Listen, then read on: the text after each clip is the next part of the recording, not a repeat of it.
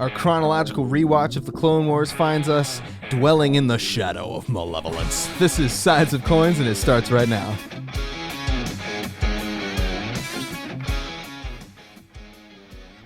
They'll never know how many times we attempt those bumpers before we settle on one. We're talking about the part 2 of the Malevolence arc today on our rewatch of the Clone Wars. We've got Michael with us, as always. Hello, hello. Hello there. And joining us via the HoloNet is Nick as well. Hey, guys.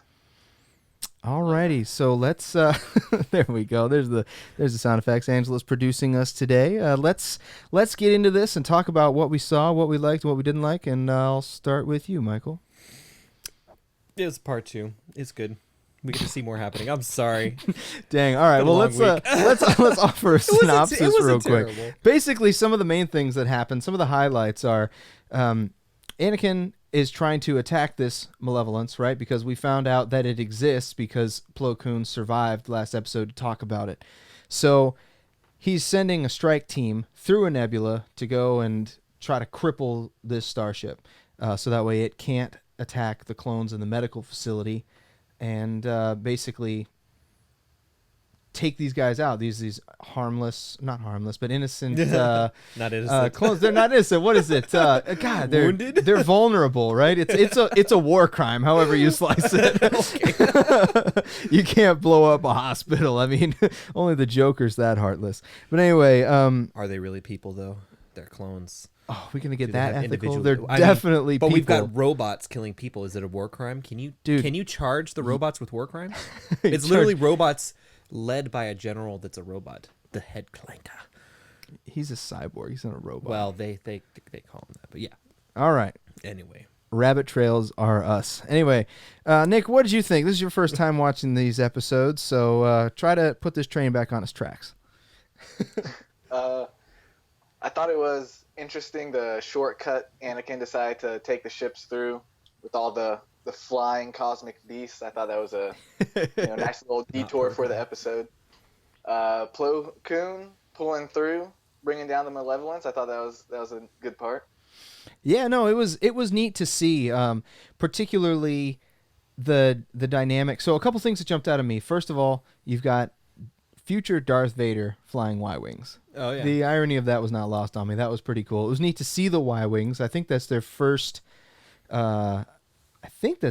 appearance, unless they were in the Clone Wars movie and I didn't notice. But I think that's their first chronological appearance.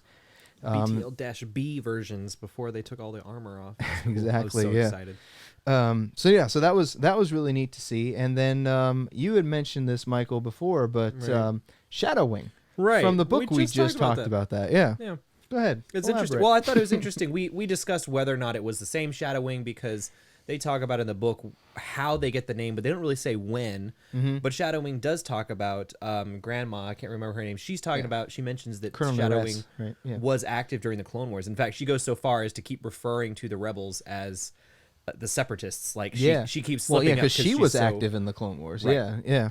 So it's cool, and they have really cool helmet markings. It's kind of interesting that they're flying bombers, not interceptors or fighters, but I would assume they fly whatever. So Yeah, and I think that it varies too, because basically Anakin leads like 6 or 7 different squadrons throughout the series, so it really all depends whatever is needed for the episode. But yeah, so that was cool, and then of course, like Nick mentioned, flying through the nebula was really interesting to see the tactics there and how, classic Anakin, like we've got to gamble and it's going to work out. But it was one thing that was kind of interesting was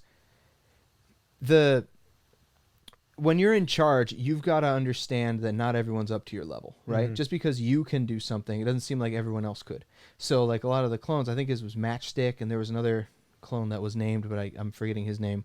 They were, the bravado and the ego there was like, oh yeah, we got this, we're fine, we can keep up with you. But then they couldn't, and they ended up dying, and it cost the squadron a lot of lives. So that was an interesting dynamic. There might be some deeper meaning there as far as. Well, it's also interesting to see Anakin dealing with. I mean, Plo Koon, we've already established that he really feels for the clones. He treats them like equals and individuals. Mm-hmm. Anakin's trying to show off and assert that he knows what he's doing, while not throwing lives away, but we really see him kind of developing the sense that we see in episode 3, where he's almost willing to sacrifice a mission to go save clones, which is Right. very interesting that they took that route anyway. But yeah, It's just part of the character development that you get to see in this show for sure. especially when you watch it in the right order. Yeah, absolutely. Right. So, Nick, you seeing this for the first time and in chronological order. I guess any character development things or anything else that jumps out at you that's of note, go ahead and elaborate. Well, yeah, definitely the difference between Plo Koon and Anakin stood out. It was, just last episode he was talking about how he saw the clones as people. And I wasn't really expecting to get so much of the slide to the dark side in this series for Anakin. So it was, like you were talking about the character progression, it kind of really starts earlier than I thought it would. So that was interesting to me.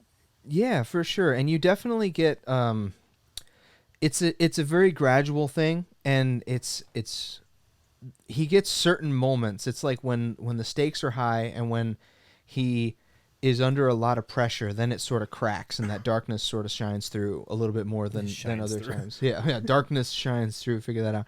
But it shows through, right? However you want to phrase that. But yeah, this was a neat episode, and it was neat to see how Grievous and Anakin were both being very cocky and very just kind of like, no, we'll be fine. We can figure this out. Hell, charge the cannon. Doesn't matter. It'll overload. We'll be fine. And Exactly. And they both lose a lot of lives, if you call it that. But I don't know that I was incredibly fond of how Grievous was portrayed in this episode. I think they're a little bit limited by the cartoon kid-focused nature of the show in that sense. They don't seem to always play into it like we talked about the last episode with like the killing people in escape pods. But I think General Grievous, especially throughout the series, becomes more comedic relief than threatening, like he is in the Tartakovsky series, where he is like scary. Like the Jedi are afraid of him, and in this, he's kind of a joke. Not yet, but he gets there. I don't know that he gets there though. We'll have to see as we keep watching it. My counter to that would be he starts out really as a joke, and he's like, foiled again, like every week. But he then gets beat up by Gungans later in this. And I forgot that. Maybe that's a moment we'll revisit. But he definitely gets a lot of badass moments too, for sure. But there's an episode later on in this that we'll get to in a week or so, maybe 2 weeks, where basically Dooku says, "Hey, you've screwed up over and over and over and over again. You need to show me that you're still worth a damn and you're worth my time." And basically after that point, I think they give Grievous a lot more to do, and he gets some pretty sizable wins. But I will go around the table here. Anybody else have anything they want to leave the people with? Anything that jumped out at you? It's pretty good. No, it's pretty solid. Just a pretty worthwhile. I didn't mention this last episode. I really like the design of the Malevolence. I actually think it's a very cool looking ship. Does it looks kind of shark-like, almost like predatory sort of I thing. love your sharks. I do like my sharks. It looks like a goblin shark. The size of it is pretty cool. They do a good job of showing the scale. Why does it have windows? So they can see, dude. So the robots can see. So the robots can see. Absolutely. No, it's neat how they show, like I said, the scale and the size of it. It's clearly larger than most other ships, and it's more substantive. It's like the Separatist equivalent of a superstar destroyer or something like that. Exactly. It's the larger than a dreadnought sort of thing. Nick, you got anything else you want to add before we head out? Yeah, I agree about the Malevolence is definitely, intimidating looking ship, and the weapon itself was pretty badass. Too bad the Separatists don't have that anymore.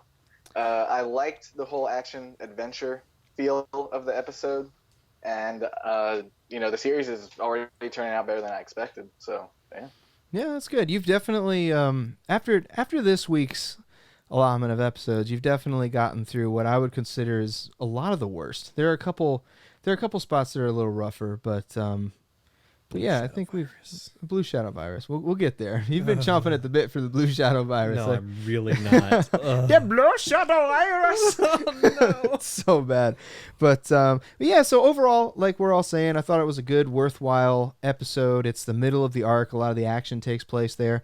It was overall very enjoyable. Let us know what you think. Please like the video if you enjoy it and enjoy this rewatch, and leave us a comment. letting us know what you thought was good, bad, or ugly about the episode, and we'll be back next time to talk about more. This is Sides of Coins.